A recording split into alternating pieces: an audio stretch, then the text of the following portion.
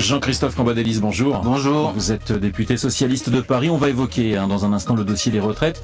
Mais je voudrais qu'on débute avec l'affaire qui secoue la classe politique depuis 3 jours.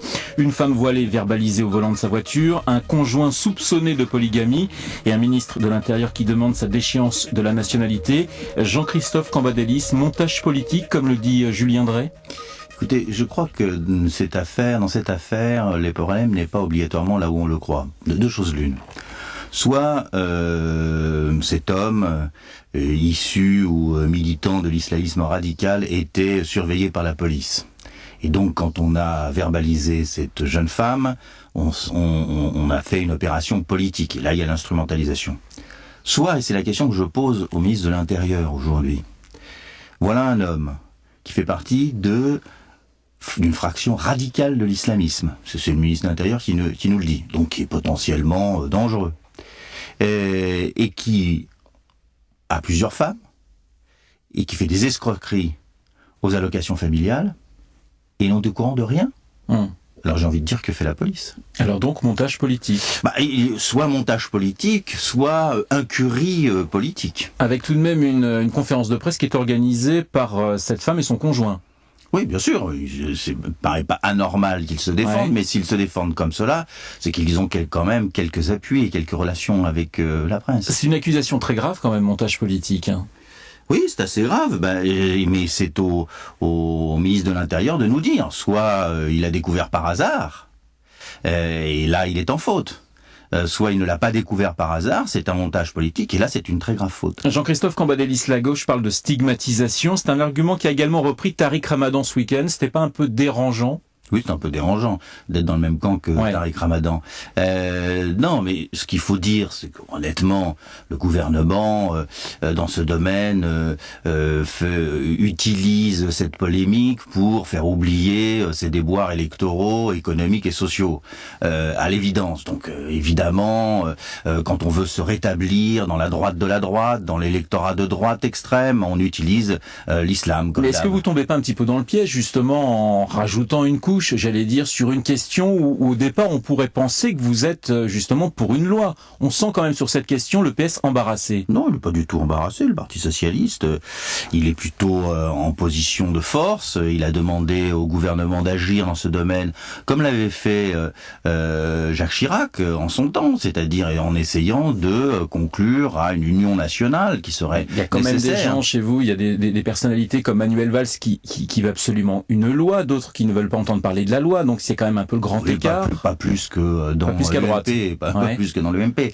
Non, le Parti socialiste a une position claire. Puis de toute façon, je dirais toute la classe politique a une position claire, parce que arrêtons ça. Je connais pas un homme politique ou une femme politique qui défend aujourd'hui la burqa. Donc l'idée, c'est d'avoir une loi efficace. Non, mais l'idée, c'était d'avoir une résolution de l'Assemblée. Maintenant, la modification constitutionnelle permet de le faire, d'avoir une résolution à l'Assemblée nationale qui dise, voilà, l'unanimité à l'Assemblée nationale contre le port de la burqa. Après, les modalités, franchement, j'imagine mal la police mobilisée à courir dans la rue pour retirer. Alors en plus, on ne sait pas s'il faudrait le retirer sur le champ ou avoir une amende.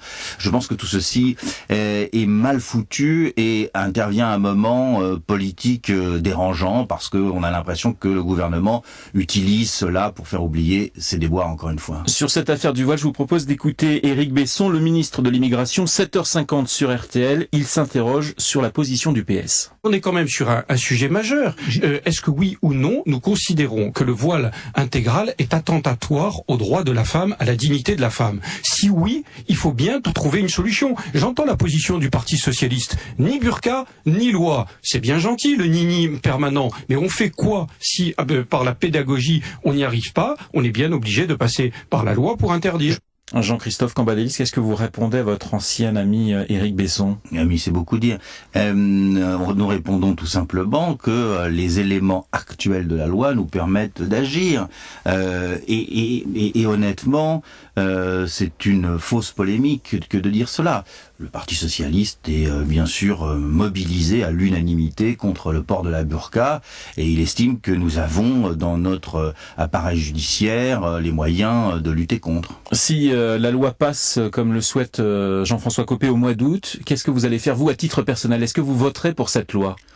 Écoutez, on va en discuter. Je pense pas. Enfin, à mon titre personnel, je ne pense pas.